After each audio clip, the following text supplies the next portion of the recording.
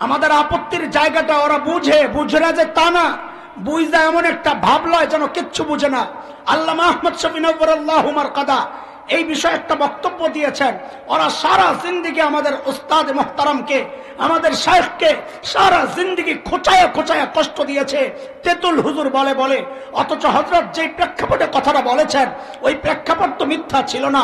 আমি পরবর্তীতে বলতাম, হুজুর তো তেতুলের সাথে তুলনা করছেন, তোরা তো এই সময় খুব লাফালাফি করলি, কিন্তু পরবর্তীতে আমরা দেখলাম ইউনিভার্সিটির ওই ছোট্ট ছোট্ট বক্সের মধ্যে তেতুলের ছোট্ট ছোট্ট বিসি পাওয়া গেছে। তো ওই জামাই বাবু এই সিদ্ধান্ত জেনে সাথে সাথে চলে গেছে লন্ডন। দিনে দিনে ওখানে যায় ইসরায়েলের গোয়েন্দা সংস্থার প্রধানকে ডাকাইছে, মুসাদের প্রধানকে। সব তথ্য যখন দিয়েছে ওরা অবাক, এত কিছু হচ্ছে আমরা কিচ্ছু জানি না। দ্রুত সে ওই দিনই আবার ইসরায়েলে ফেরত আইসা পাল্টা এমন এক ব্যবস্থা নিয়েছে, মুসলমানদেরকে ঘুমে রাখা, আরবদেরকে ঘুমে রাখা। ওদের পরিকল্পনা কেউ জানতো না। ওরা কি পরিকল্পনা করেছে দেখেন, মুসলমানরা ঠিক যেই টাইমে যেই মুহূর্তে হামলা করবে, ঠিক এর অল্প কিছু সময়ে হঠাৎ করে ওরা আরবদের ঘাঁটিগুলোতে, আরবদের বাহিনীর উপর এমন অতর্কিত হামলা করলো যার জন্য আরবরা প্রস্তুত ছিল না। এমন এক বেকায়দায় আরবরা পড়ে গেল, 6 দিনের বেশি টিকে নাই। শুধু টিকে নাই তা না, নিজেদের বহু অঞ্চল ছাড়া দিয়া, ইহুদি ইসরায়েলের কাছে ছেড়ে দিয়া, যেমন আজকের যে গাজা ছিল মিশরের, ছেড়ে দিয়া চলে আসছে। জর্ডানের কিছু অঞ্চল ওরা ছেড়ে দিয়া চলে গেছে, সিরিয়া কিছু অঞ্চল ছেড়ে দিয়া চলে গেছে। ওদেরকে পরাজিত করবে থাক দূরের কথা, নিজেদের অস্তিত্ব রক্ষার জন্য কোন রকম পালায়া বাচ্ছে। এটা কেন হয়েছে?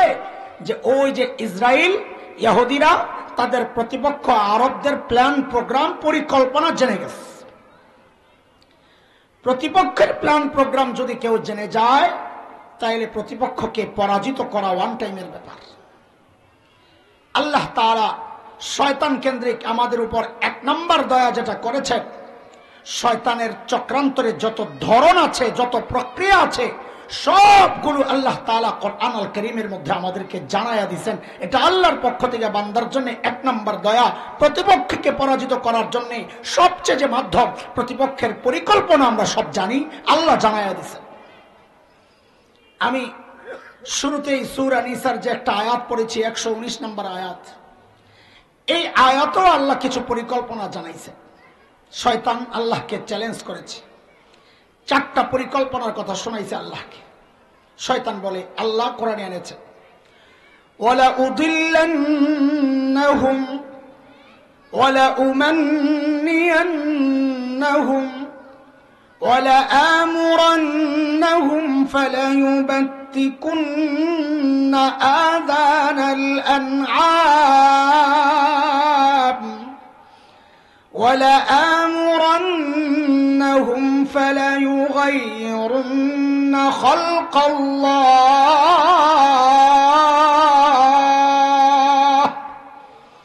শয়তানের 1 নম্বর চ্যালেঞ্জ, আল্লাহ আমি আপনার বান্দাকে পথভ্রষ্ট করব। পথভ্রষ্ট, খুব খেয়াল করি শব্দগুলো, পথ থেকে সরাইয়া দেওয়া। শয়তান যেই পথ থেকে সরাইতে চায় সেই পথটা কি বলেন? দু একজন বলেন না, তাইলে বুঝবো যে মনোযোগী শ্রোতা আছে, জাননেওয়ালা, জানে, মাদ্রাসা পড়াবেন। বলেন, সিরাতে মুস্তাকিম বলেন। গত মাহফিলে এই শব্দ আলোচনা গেছে আমার, এক প্রসঙ্গে আয়াতও পড়েছি, সূরা আরাফ আয়াত 16, শয়তানের কথা। قال فبما أغويتني لأقعدن لهم صراطك المستقيم। আল্লাহ যাদের কারণে আমারে তাড়াইছেন আমি ওদেরকে ছাড়বো না। বলে কি করবি? বলে যেই রাস্তা সিরাতে মুস্তাকিম দিয়ে আপনার কাছে আসবে ওখানে বসে যাব। তাহলে শয়তান যেই রাস্তা থেকে সরাইতে চায় ওই রাস্তাটার নাম কি? সবাই বলেন, আবার বলেন। হ্যাঁ, সিরাতে মুস্তাকিম কাকে বলে এটা নিয়ে উলামাদের নানান কথা আছে। যেমন কেউ কেউ বলেছেন সিরাতে মুস্তাকিম মানে কোরআন আল কারীম, আমরা কিতাবে পড়েছি না কত ব্যাখ্যা। কেউ কেউ বলেছেন সিরাতে মুস্তাকিম ওই রাস্তাকে বলে যেটা মা বাইনাল ইফরাত ওয়াত তাফরিত, মা বাইনাল বিদআহ ওয়াল ইলহাদ, সহজ বাংলায় যদি বলি তো মা বাইনাল বাড়াবাড়ি অল ছাড়াছাড়ি। সিরাতে মুস্তাকিম কাকে বলে? বাড়াবাড়ি আর ছাড়াছাড়ি মুক্ত রাস্তা। শয়তানের কাজ হচ্ছে হয় আপনাকে দিয়ে বাড়াবাড়ি করাবে আর না হয় ছাড়াছাড়ি করাবে। আমি দুইটা উদাহরণ দিই, একটা নগদ উদাহরণ পাইছি এই মুহূর্তে, এটাও দিয়া লাগে। দুরূদ শরীফ, এটা নিয়ে সমাজের মানুষ বাড়াবাড়িও করে ছাড়াছাড়িও করে। বাড়াবাড়ি কি করে? লাফায় লাফায় দুরূদ পড়ে। ছাড়াছাড়ি কি করে? ওই লাফালাফির বিরোধিতা করতে করতে দুরূদ পড়া ছেড়ে দেয়। বলে কই পাইছেন? এই নগদ আজকের মঞ্চে পাইছি। আমার এটা বড় আফসোস লাগে। নবীর শানে সাল্লাল্লাহু আলাইহি সাল্লাম বলেন না, নবীর শানে আশআর পড়া হয় অথচ দুরূদ শরীফ আসে না কেন? আমি অবাক হই। মাওলানা সুলতান ভাই, বাচ্চারা গজল গায়, নাত পড়তেছে, আগা গোড়া পুরার নাতের মধ্যে নবী আলাইহিস সালামের নাম অথবা নবীকে বুঝায় এমন বারবার শব্দগুলো আসছে। বলুক আমাকে মুফতি সাহেবরা, আমি আর বলা ছেড়ে দেবো। এটা বলুক এমন কোন মাসআলা আছে কিনা যে গজল বলার সময় নবীর নাম বললে উচ্চারিত হইলে দুরূদ পড়তে হয় না? বলেন আপনারা, ফতুয়া দেন। এটা কোত্থেকে আসলো? যে পড়ছে সেও একবারের জন্য দুরূদ পড়ে না, যারা শুনছে তারাও দুরূদ পড়ে না। বিষয় কি? সেদিন একটাকে ধরছি, গজল গাইতেছে, কি আফসোস করতেছে, আমার সালামটা যদি কেউ পৌঁছায়া দিত প্রিয় নবীর রওজায়, কি একটা গান গাইতেছে। আমি ধরছি, এই প্রিয় নবীর রওজায় সালাম কেউ পৌঁছায়া দিত, এই আফসোস করার তো দরকার নাই। কেন? কারণ দুরূদ পড়লে সালাম পৌঁছায়া দেওয়ার জন্য ফেরেশতা নিয়োজিত আছে। হাদিসে আসছে না, ইন্না লিল্লাহি মালাইকাতান সাইয়াহিন ইউবাল্লিগুনানি মিন উম্মতি আসসালাম। নবী বলেছে আল্লাহ দুনিয়ায় কিছু ফেরেশতা নিয়োগ করে রাখছেন শুধু এই কাজের জন্য, উম্মত যেখানে যেখানে দুরূদ পড়বে ফেরেশতার কাজ হচ্ছে ওই দুরূদ নিয়ে রওজায় থরে পৌঁছায় দেয়। এমনি তো দুরূদ জায়গাটা আফসোস করা লাগে, কিন্তু আফসোস তো তোমার জন্য আমার হচ্ছে। কেন?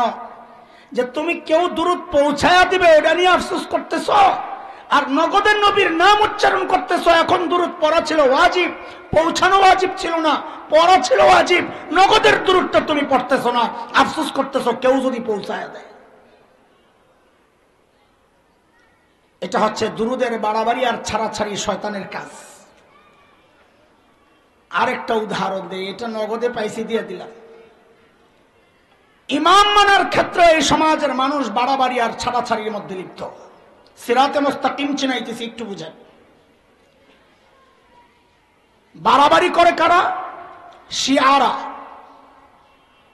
12 ইমাম বিশ্বাস করে যে ইমামিয়া গ্রুপ শিয়াদের, ওদের আকীদা হচ্ছে নবী আলাইহিস সালাম যেমন শারিআ শরীয়তের প্রণেতা, চাইলে হালাল করতে পারেন, চাইলে হারাম করতে পারেন।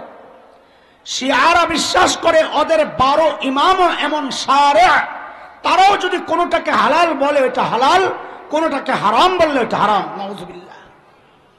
পক্ষান্তরে 12 ইমামকে নবী বানাইয়া দিস। এটা ইমাম মানার ক্ষেত্রে বাড়াবাড়ি। বলেন ইমাম মানার ক্ষেত্রে বলেন।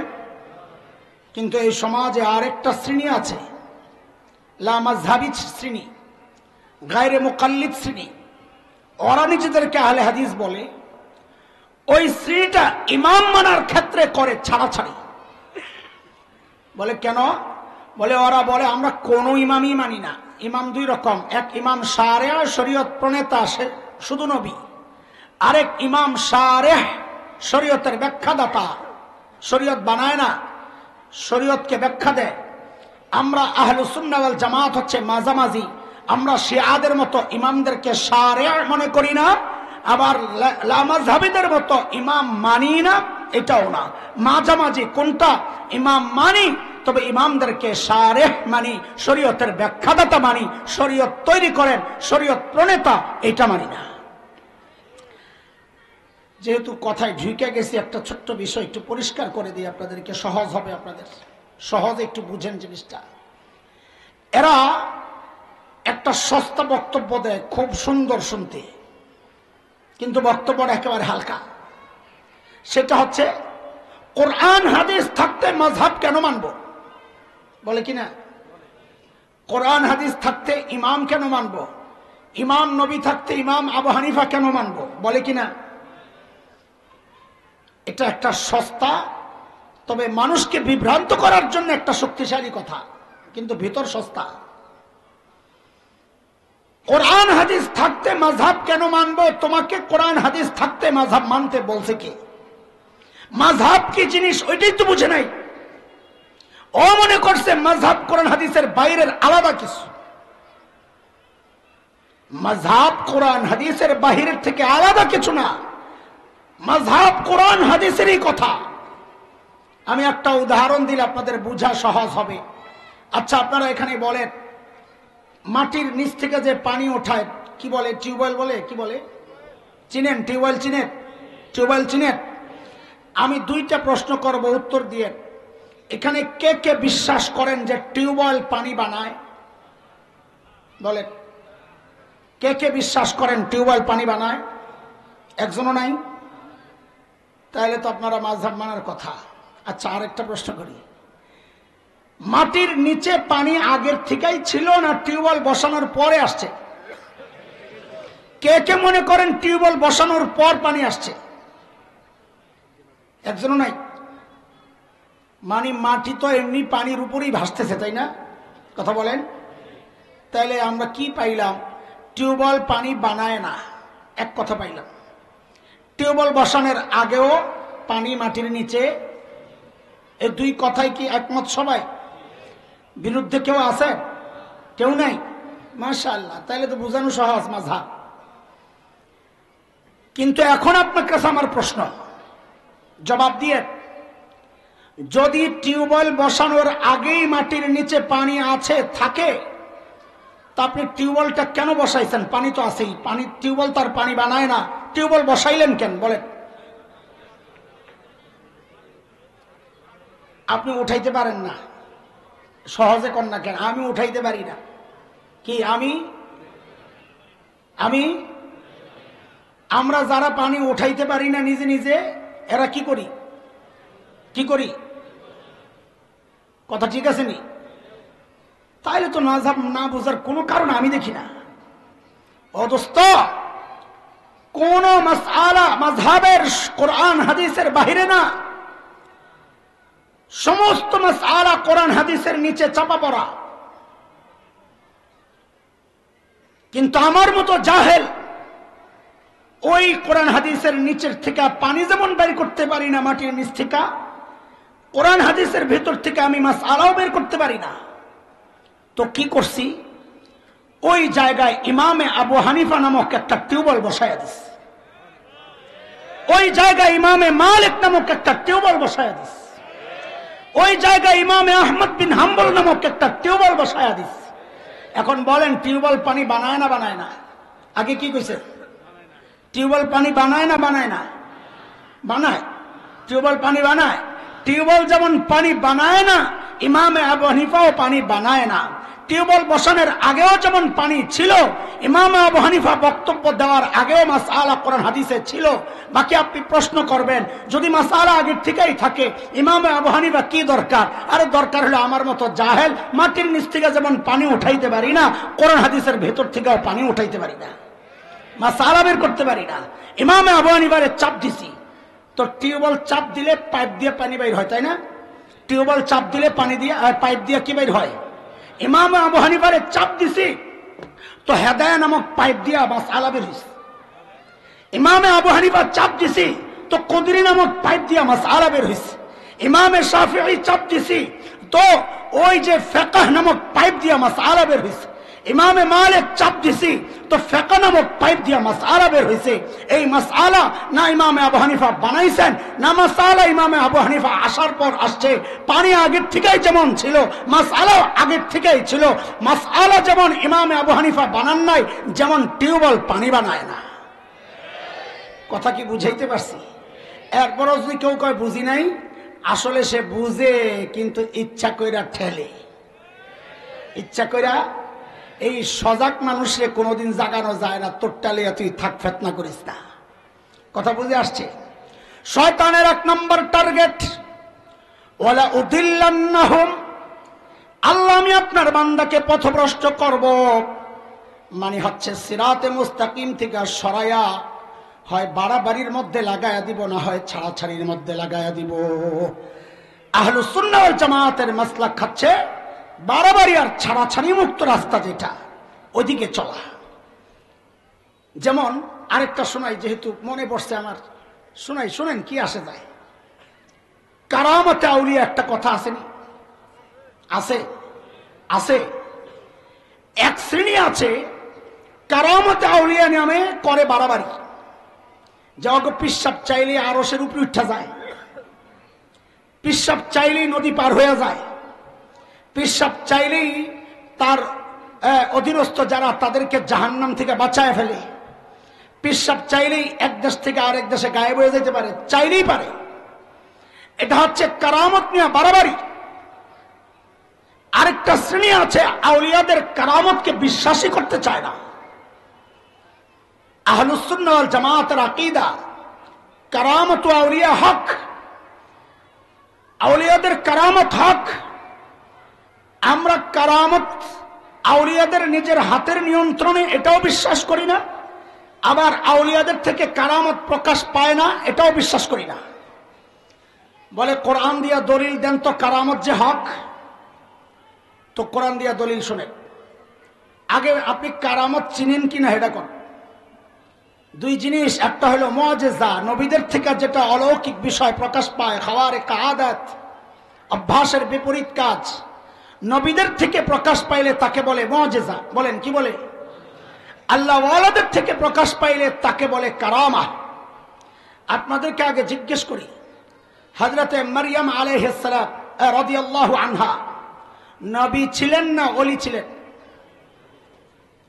মারইয়াম আলাইহিস রাদিয়াল্লাহু আনহা কি ছিলেন, নবী না ওলি? আরো জোরে কর।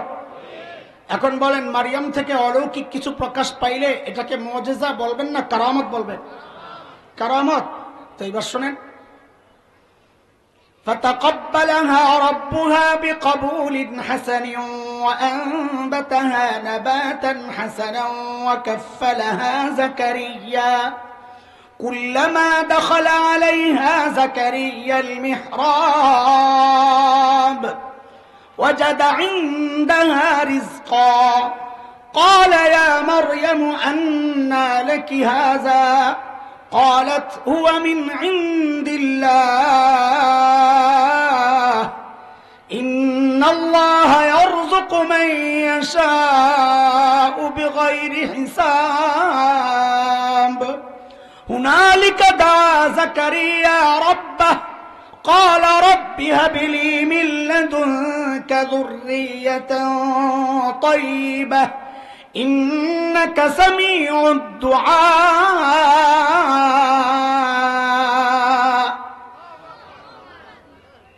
হযরত ইমরান মান্নত করছেন ছেলে হইলে বাইতুল মুকদ্দাসের খাদেম বানাইবেন।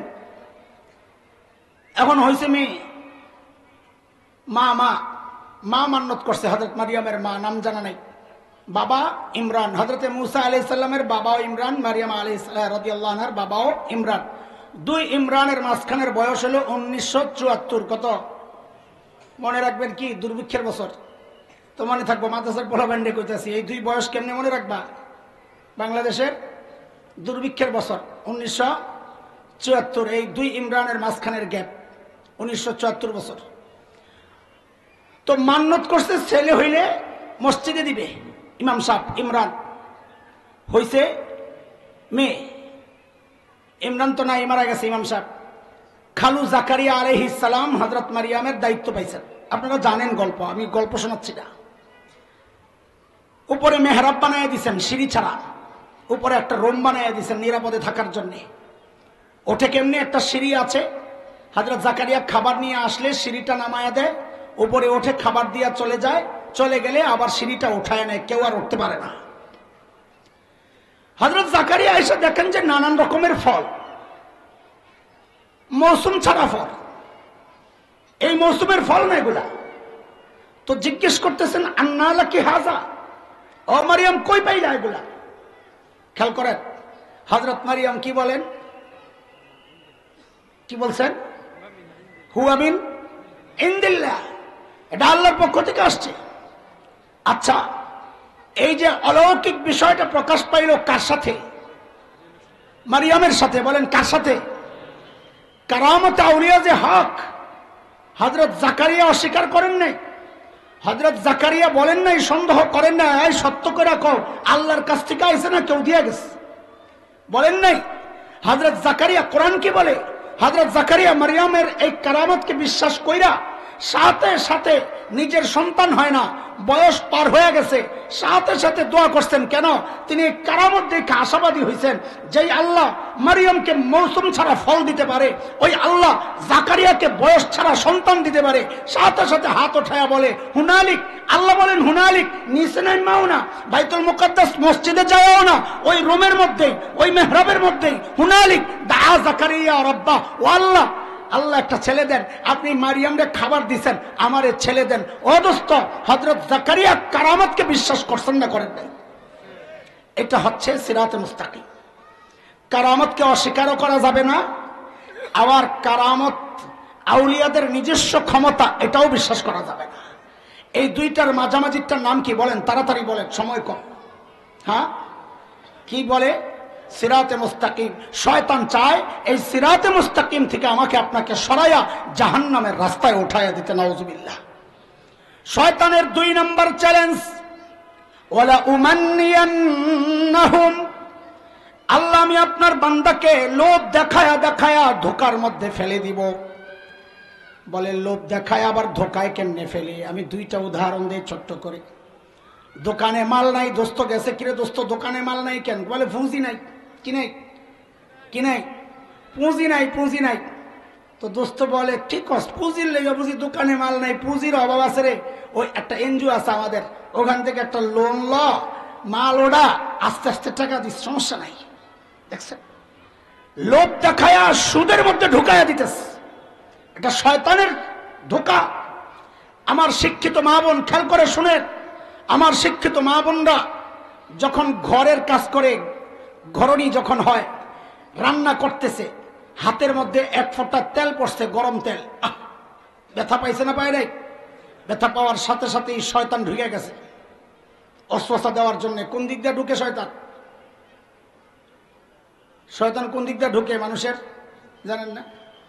হ্যাঁ, কোন দিক দিয়া জানেন না? তো না জানলে বলেন জানি না, চুপ করে রয়েছেন, ভাবলেন কেন? জানেন না? জানেন না তো না জানলে বলবেন না জানি না। না জানা তো দোষের না, না জানি না ভাবলেও দোষের। শয়তান ঢুকে হচ্ছে 2 কান্দের মাঝে দিয়া, আঙ্গুল নিলে যেখানে যায় শেষ হয় ওখান দিয়ে ঢুকে। এই জন্য আল্লাহ তাআলা আমার নবীকে শয়তানের ওয়াসওয়াসা থেকে রক্ষার জন্য ওই জায়গায়, ঠিক ওই জায়গায় যেখান দিয়ে শয়তান ঢুকে, ঠিক ওই জায়গায় মোহরে নবুয়ত লাগাইয়া দিয়েছেন যেন শয়তান ঢুকতে না পারে। এটা আমার নবীর বৈশিষ্ট্য। তো যাই হোক, শয়তান ওদিকটা ঢুইকে আমার বোনরে ওয়াসওয়াসা দেয়। কি ওয়াসওয়াসা দেয়? ম্যাডাম তো বেডি একটু গরম হয়, কিসে ওয়াসওয়াসা তো ভিতরে ভিতরে ঘুরে। বলে এই হাত পরার লেগে এত লেখাপড়া করছিলেন আপনি? এই জামাইয়ের হাফ প্যান্ট ধোয়ার লেগে এত লেখাপড়া করছে? তো বেডি একটু গরম হয়। এই হাত কাটার জন্য এত লেখাপড়া, তো আর একটু গরম হয়। তো ভিতরে ভিতরে শয়তান ঢুকায়। এখন কি করা? বলে ভাই যেমন লেখাপড়া, বাইরে চাকরি করে, আপনার সন্তানের ভবিষ্যৎ, আপনাদের ভবিষ্যৎ চিন্তা কইরা আপনিও একটা চাকরি লন না, সমস্যা কি? এগুলা বললে অনেক নারীবাদী শয়তান আছে, আমাদেরকে নারী বিদ্বেষী বানায়া দিবে, নারীদের অধিকার আর স্বাধীনতার বিরুদ্ধে বানায়া দিবে। না না না দোস্ত, নারীদের কামাই রোজগারের বিরুদ্ধে আমরা কথা বলতে পারি না, কারণ এটা কোরআনের কথা। কোরআন স্বীকৃতি দিয়েছে নারীর কামাইয়ের। লিররিজালি নাসিবুম মিম্মা ইকতাসাবু ওয়ালিন্নিসাই নাসিবুম মিম্মা ইকতাসাব। পুরুষ যা কামায় আর মালিক পুরুষ, নারী যা কামায় মালিক নারী। বুঝা গেল নারীর কামানোর সুযোগ আছে, কোরআন বলছে। আমরা অস্বীকার করছি না, আমাদের আপত্তির জায়গাটা ওরা বুঝে না যে তা না, বুঝা এমন একটা ভাব লয় যেন কিচ্ছু বুঝে না। আল্লামা আহমদ শফি নওয়ার আল্লাহু মারকাদা এই বিষয়ে একটা বক্তব্য দিয়েছেন। ওরা সারা জিন্দেগি আমাদের উস্তাদ মুহতারামকে, আমাদের শাইখকে সারা জিন্দেগি খোঁচায়া খোঁচায়া কষ্ট দিয়েছে, তেতুল হুজুর বলে বলে। অথচ হযরত যেই প্রেক্ষাপটে কথাটা বলেছেন ওই প্রেক্ষাপট তো মিথ্যা ছিল না। আমি পরবর্তীতে বলতাম, হুজুর তো তেতুলের সাথে তুলনা করছেন, তোরা তো এই সময় খুব লাফালাফি করলি। কিন্তু পরবর্তীতে আমরা দেখলাম ইউনিভার্সিটির ওই ছোট্ট ছোট্ট বক্সের মধ্যে তেতুলের ছোট্ট ছোট্ট বিসি পাওয়া গেছে। তেতুলের বিসি মানে নষ্ট করা সন্তান, কি নষ্ট করা, অবৈধ নষ্ট করা সন্তান ইউনিভার্সিটি কলেজগুলোর পেছনে পাওয়া যায়, হসপিটালে পাওয়া যায়। এই অবৈধ বাচ্চাগুলো কোত্থেকে আসছে? অবাধ মেলামেশার কারণে। নারীদের কামাই রোজগারের বিরুদ্ধে আমরা বলি না, আমাদের জায়গাটা বোঝা দরকার। আমাদের জায়গা হচ্ছে একসাথে খোলামেলা ডলাডলি মাখামাখির বিরুদ্ধে। নারীদের স্বতন্ত্র কর্মক্ষেত্র তৈরি হোক, আমাদের কোনো আপত্তি নাই। নারীরা ঘরে মেহনত করুক, কাজ করুক, কোনো আপত্তি নাই। তার ইজ্জত আবরু সম্ভ্রম রক্ষা করে সে কামাই রোজগার করুক, কোনো আপত্তি নাই। কিন্তু যখন আমরা দেখি একটা সংসার ভাঙ্গার উপক্রম হয় অফিসের বসের সাথে সম্পর্কের কারণে, আমরা যখন দেখি পত্রিকাওয়ালারা রিপোর্ট করে বাংলাদেশে ডিভোর্স তালাকের 60 থেকে 70% ওই সমস্ত নারীরা দেয় যারা চাকরি করে, তখন আমরা কথা বলতে বাধ্য হই যে আমাদের পারিবারিক জীবনগুলো এই অবৈধ সম্পর্কগুলোর কারণে আমাদের পারিবারিক জীবনগুলো ধ্বংস হয়ে যাচ্ছে। কথা বলে আমাদের আপত্তির জায়গা ওইটা, ভুল জায়গায় আমাদেরকে ব্যস্ত রাখে যেন আপনারা বুঝতে না পারেন।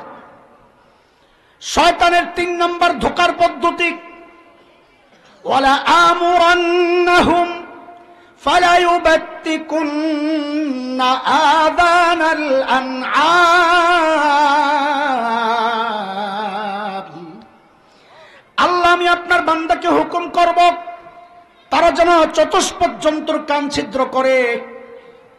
এই মুসলমান একটু বুঝেন, শয়তানের ধোঁকার একটা প্রক্রিয়া এটা।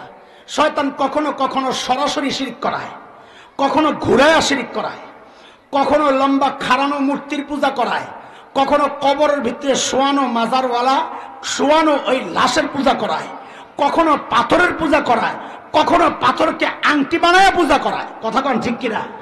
শয়তানের ধোঁকার নানান পদ্ধতি আছে।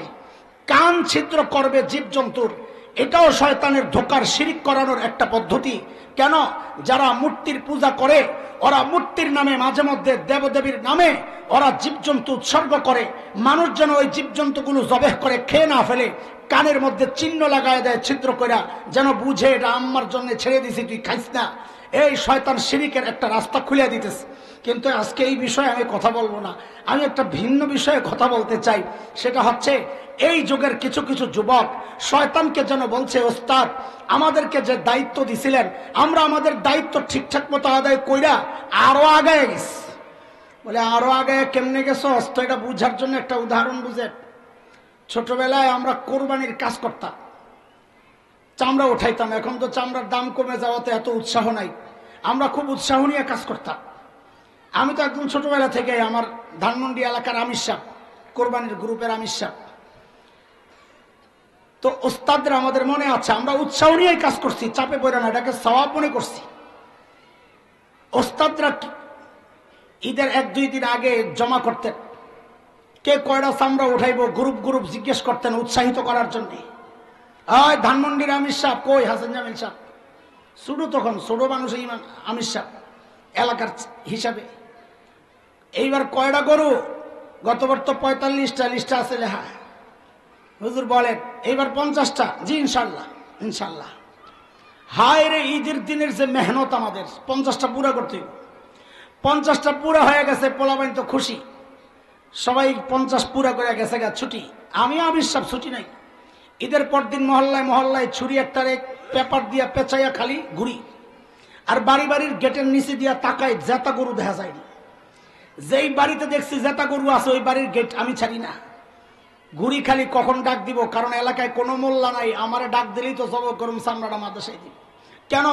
50টা পুরো হয়েছে, ওই মাথায় আছে একটা জিনিস যে আরো 5টা পুরো করলে তো ওস্তাদরা আর একটু দোয়া করবো, দোয়া তো লাগবে, দোয়ার কাঙ্গাল তো আমরা।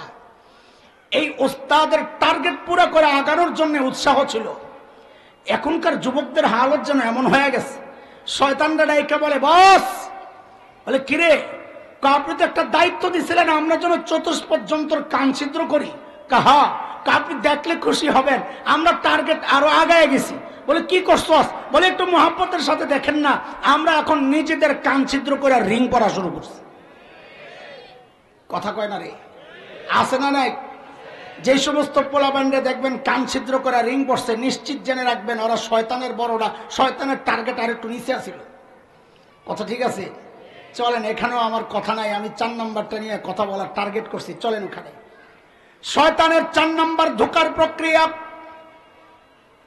ওয়ালা আমুরান্নাহুম ফালায়ুগাইয়িরুন